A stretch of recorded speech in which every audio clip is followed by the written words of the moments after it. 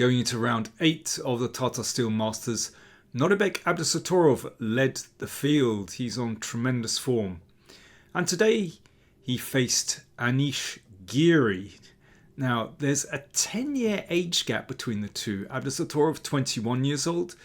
Giri, 31 years old.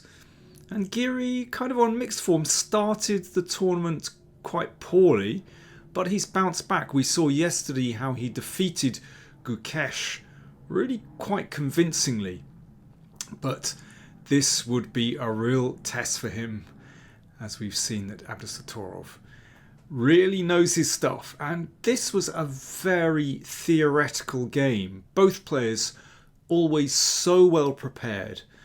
And watch out later on in this game for a very nice think and drink moment, which will really test your calculation. Remember, the secret of good technique is good calculation. So here we go. Abdusattorov playing white, Giri playing black. d4. And starts out as a Nimzo Indian, but quickly transposes into a Ragozin. And a very, very sharp line, which both players have a lot of experience in. They've played it several times. Abdusattorov playing with white and Giri playing with black usually. So you can see that immediate pressure on the knight on c3. And white breaks the pin. And now g5. So this is incredibly sharp. This bishop gets chased, and that's why the knight came here actually, to cover the e5 square. And bishop e3, which looks very strange to block the e-pawn, but according to the machines it's best. And in fact, the players follow the top line of the engine for some time. And bishop, and now f5, threatening f4 to trap the bishop. So that's why g3 is played, but also it lets out this bishop. The bishop drops back to d6, so that reinstates the threat of f4. And of course this is unbelievably risky of black to play in this way, because every time you advance a pawn, then it creates weaknesses behind the pawn. And that means the king is potentially actually rather exposed. Now, if you start pushing pawns, then you may as well keep going just to keep the initiative. Otherwise, you know, if your opponent consolidates, then yes, you could find yourself with a very weak king. Castles played, and both players playing pretty quickly, and they're still following the top line of the engines. This, of course, attacks the pawn on d5. But also, one of the points is that it stops this knight coming round to c4. g4, pushing the knight. Knight e7. So that knight is a little bit offside, but again, these pawns have advanced even further. e3. Okay, that forces black to make a decision what to do with this pawn. First of all, c6.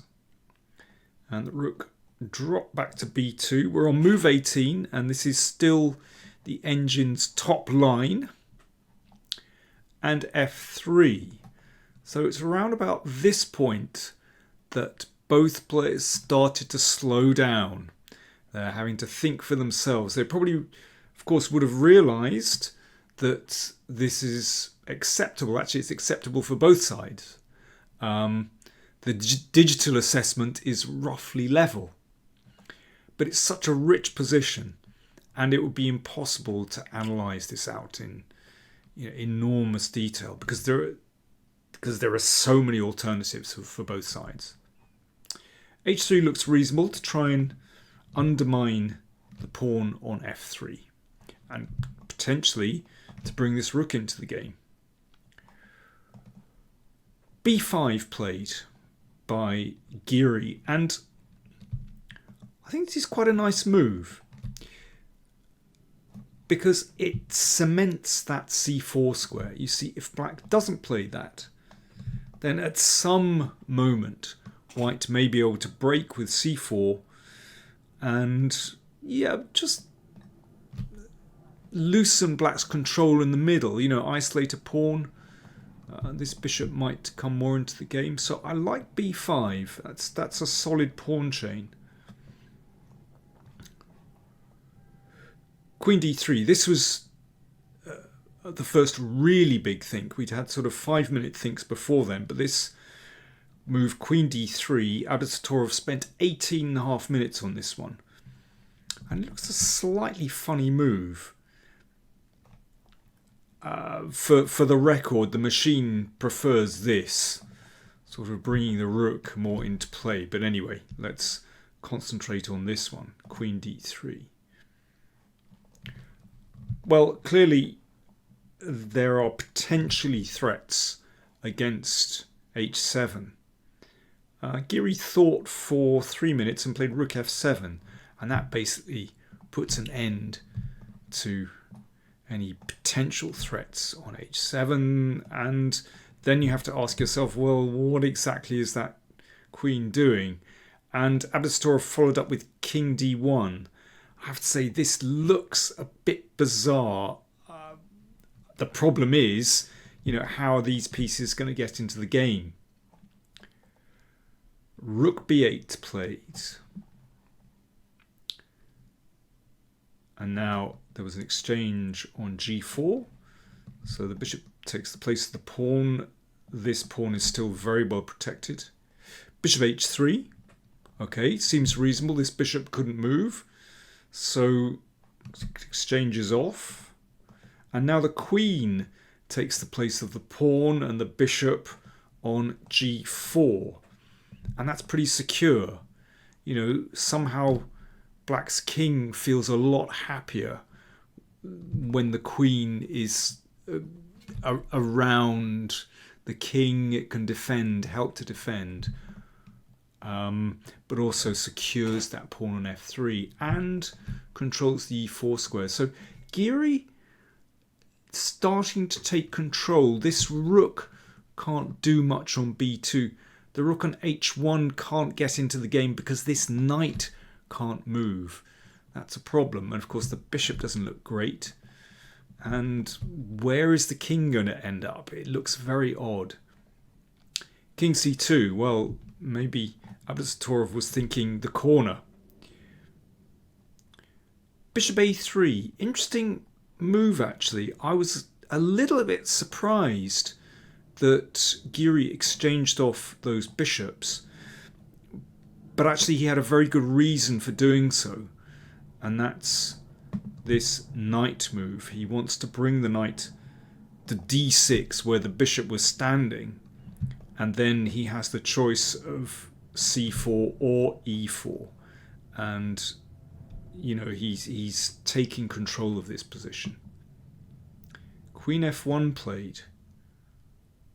So king g7. It's not exactly clear what Abdusattorov wants with this move. I mean, if queen h3, then h5 would keep everything secure. So queen d1, h5 anyway. And now Abdusattorov plays, frankly, a really desperate move, but maybe a good practical decision. He sacrifices actually 2 pawns, starting with e4, which looks crazy.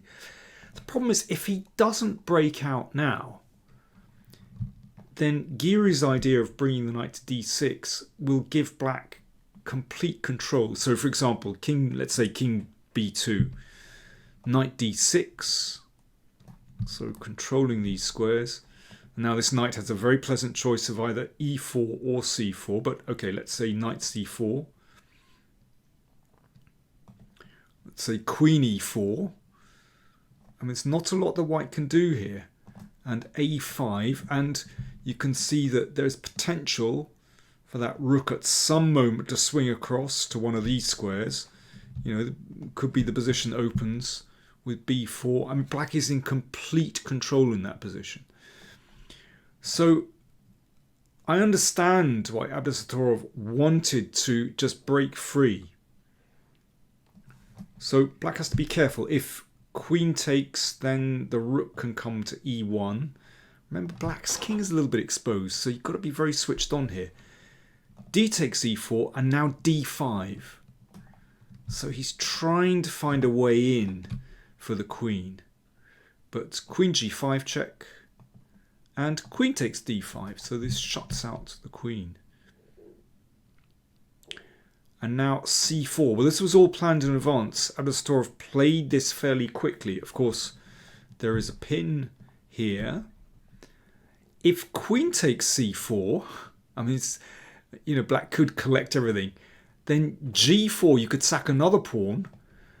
And that opens up the rook, and then queen d8. Well, this could get very tricky. This is the kind of thing that white wants with this queen looking to attack the king. Very dangerous. So, of course, after c4, very naturally, Giri exchanged queens. So, let me see. What's the score? At the moment, Giri is 2 pawns up with black. But it's a little bit messy. First of all, knight b6. So this knight comes into the game. Pawn takes pawn. Knight a4. Okay, so if the pawn is captured here, then of course there's a knight fork here. So rook d4 played. Knight c5, hitting the rook. Rook c3, and rook takes b5 check. So this was all very well calculated by Giri. So he's still 2 pawns up, and yeah, everything is protected for the moment. And now he coordinated those rooks, very important. I like connected rooks. And rook c4 played. Well, in spite of the 2 extra pawns and pretty reasonable coordination between black's pieces, it's actually quite difficult to convert, because you can see the rook has to keep an eye on the knight. If that knight moves, then c6 and e4 will be on prise, so it's a little bit tricky. You also want to try and keep that knight bottled in at the side. That's why king f6 was played, prevent the knight coming in. So Giri trying to still maintain control. And yeah, I mean, if there's a check, then the king can advance. King c3, so making sure there's no check here. And now rook b1. So this is move 41. And that means they've reached the time control. So Giri can take stock and think things through. So, well, first of all, if rook takes knight, then this skewers and wins the rook. So rook d2 played in order to block. Giri played a rook c1 check. Rook steps in the way and exchange. And rook b5. So very understandable that Giri wanted to exchange a pair of rooks. That just takes a little bit of pressure off. And so he's slowly edging towards a win. You know, you just want to simplify. Incredibly, the engines assess this position as equal. And Giri has already played inaccurately. It's quite extraordinary. If you had someone tapping you on the shoulder and said, okay, white to play, you can still hold this position, then you're going to look really deeply into this. But Abdusattorov played relatively quickly and played a move which looks pretty natural. He decided to advance the king. In fact, if he plays a4, this is a very strong move. So the rook has to keep hold of the knight. Rook a5. And now here is the really difficult move to see. King d2. A little sidestep. Because, you know, one always thinks about advancing. But the move is king d2. Now, if the knight takes the pawn, the rook takes e4, and the knight will come back to take the pawn. So not that one. Okay, so you can't move the knight, you can't move the rook. Right, only one piece left. King e5.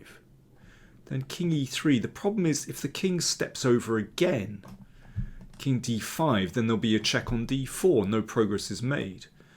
And if king d6, then a check. And the knight returns into the center and again prevents that knight from moving. And it's incredibly difficult for black to make progress in this position. It should be a draw. It's extraordinary. And this really is the justification of Abdusattorov's daring e4 and then d5, this incredible double pawn sacrifice. You know, it was actually a pretty good idea. I mean, we'll go back a little later and see where Giri could have done better. But anyway, instead of a4, king c3 was played. And this was a mistake. So king e5, knight check, king d6, king d4, and here is a very clever move. Rook b2, and this is what Giri had foreseen. So the rook is looking to hassle the king, and of course would like to take the pawn here as well. Abdusattorov took on c5. Right. Here is where I would like you to have a think. I'm going to have a drink.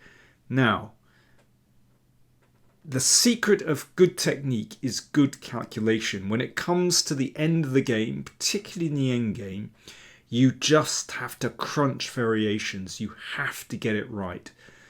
So when you calculate, you must be thorough.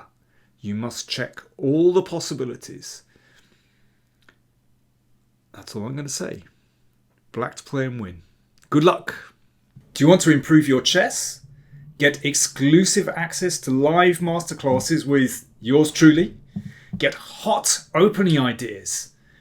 Then subscribe to patreon.com/PowerPlayChess, and for just $25 a month you get a newsletter with a detailed test game to gauge your standard of play.